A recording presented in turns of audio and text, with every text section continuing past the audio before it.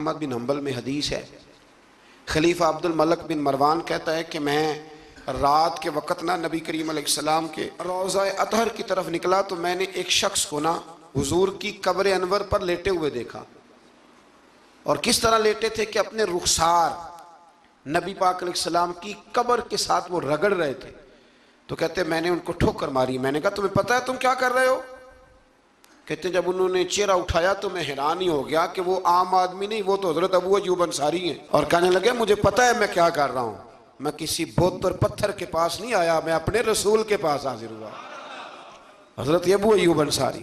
یہ انداز دیا ہے ہمیں صحابہ نے۔ حضرت مولا کائنات شیر خدا علی المرتضیٰ رضی اللہ تعالیٰ عنہ فرماتے ہیں حضور کے وصال کو تیسرا دن تھا، بڑی تکلیف تھی، بڑا غم تھا، دکھ ابھی تازہ تھا، میں حضور کی قبر انور سے تھوڑے سے فاصلے پر بیٹھا تھا، امام قرطبی نے اس کو لکھا ہے۔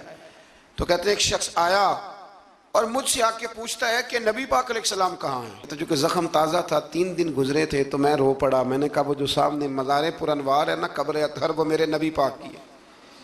تو کہتے ہیں وہ حضور کی بارگاہ میں آیا اور اس نے مٹی اٹھا کے اپنے سر پہ ڈالی، عرض کرنے لگا یا رسول اللہ صلی اللہ علیہ وسلم، رب فرماتا ہے ظلم کر لو تو میرے محبوب کی بارگاہ میں آؤ، تو میں تو آ گیا ہوں، مجھ سے غلطی ہو گئی، بھول گیا، تو حضور میں آ گیا ہوں، تو آپ نے پردہ کر لیا، میں کدھر جاؤں؟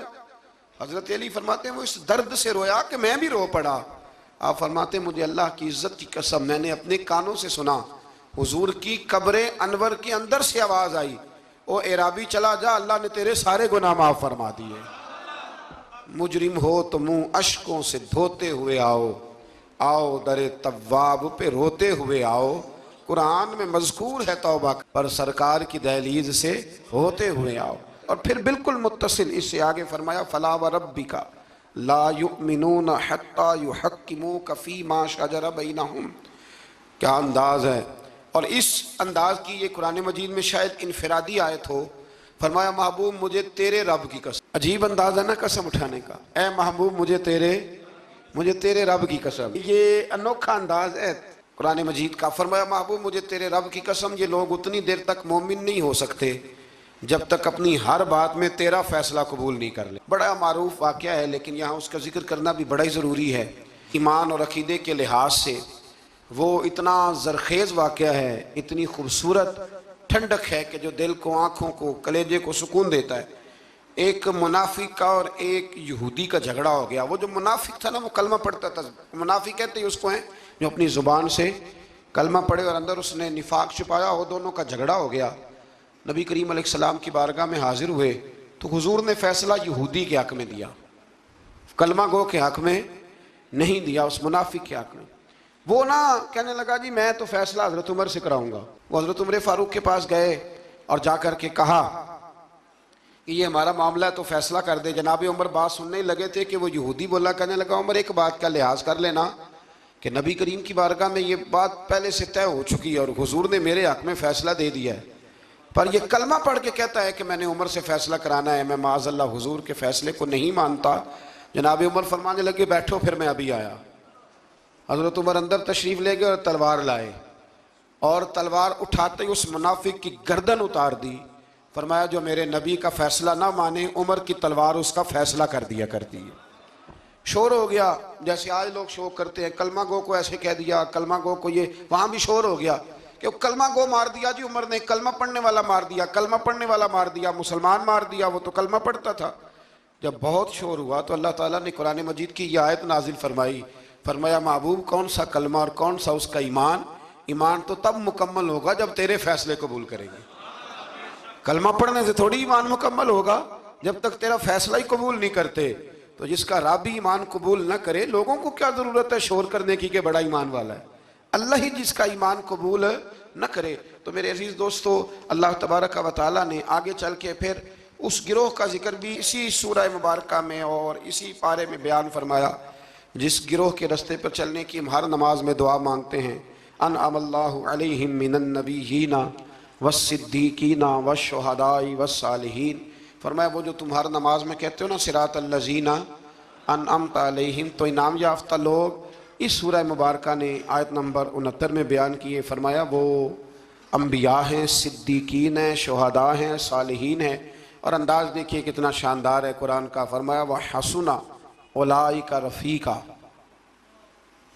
فرمایا یہ کتنے اچھے ساتھی ہیں، وہ حسنا، کتنے حسین دوست ہیں یہ، ان سے دوستی کرو، ان سے دوستی، یہ بڑے حسین لوگ ہیں، بڑے حسین، انبیاء، صدیقین، شہداء اور صالحین۔ تو اللہ تبارک و تعالیٰ نے پھر طاغوت کے رستے پر چلنے سے منع فرمایا اور اپنے رستے پر چلنے کا حکم دیا۔ ایک آیہ کریمہ اور پڑھتا ہوں اور بات کو سمیٹتے ہیں۔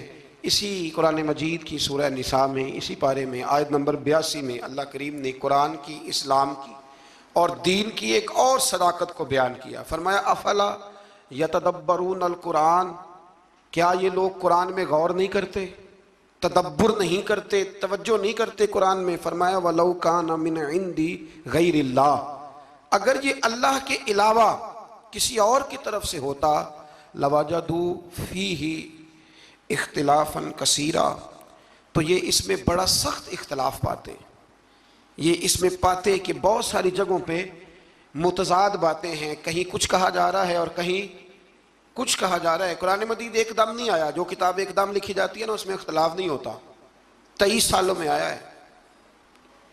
لیکن جو بات پہلے دن بیان ہو رہی تھی غار حرا میں، آخری دن حجت الوداع میں بھی وہی بات بیان ہو رہی ہے، تو سمجھ لیں کہ جب 23 سالوں کے اندر ایک جملے کا، ایک فکرے کا تضاد قرآن میں نہیں آیا تو پھر یہ کسی غیر کا کلام نہیں، یہ اللہ ہی کا کلام ہے۔ تو قرآن مجید میں الحمد سے لے کر والناس تک کسی بات میں کوئی تضاد نہیں۔ آج بھی کئی کتابیں بڑے بڑے زبردست لوگ لکھتے ہیں، بڑے بڑے اچھے ادیب لکھتے ہیں، بڑے بہترین صاف ستھرے قلم والے لوگ جن کو شستہ لکھنا آتا ہے، صاف ستھرا لکھتے ہیں، شعر و شاعری سے ان کا اچھا شغف ہوتا ہے، لیکن ان کے نظریے کی کئی دفعہ سمجھ نہیں آتی۔ پہلے صفحے پہ کچھ اور کہہ رہے ہوتے ہیں، بیچ میں جا کے وہ لفظوں کا ہیر پھیر تو ٹھیک ہوتا ہے لیکن جملوں کی کوئی ترتیب نہیں ہوتی۔ بڑے بڑے عمدہ لوگ آپ کو ملیں گے کہ ان کی باتوں میں تضاد ہوتا ہے، گفتگو کے اندر بہت ساری چیزیں آپ کو ایسی مل جاتی ہیں، کیونکہ کمزور ہے نا، انسان ہے، انسان کبھی کچھ کہتا ہے اور کبھی کچھ کہتا ہے۔ اس لیے انسان کی اور رب کریم کی تخلیق اور گفتگو میں بڑا فرق ہے۔ حضرت حکیم الامت مفتی احمد یار خان صاحب نعیمی رحمۃ اللہ علیہ نے یہاں ایک بات بڑی شاندار بیان فرمائی۔ آپ فرماتے ہیں کہ انسان نے ٹرین تو بنا لی ہے پر کوئی انسان چیونٹی نہیں بنا سکا۔ ٹرین بڑی ہوتی ہے نا، بلکہ بہت بڑی ہوتی ہے، اور چیونٹی اس کے مقابلے میں چھوٹی ہوتی ہے۔ تو فرماتے ہیں کہ ٹرین بنا لی ہے پر آج تک کوئی بندہ چیونٹی، فرمانے لگے بڑے بڑے اس نے بلب بنا لیے، لائٹیں بنا لی، بڑا کچھ کر لیا، پر جگنو بنا سکا؟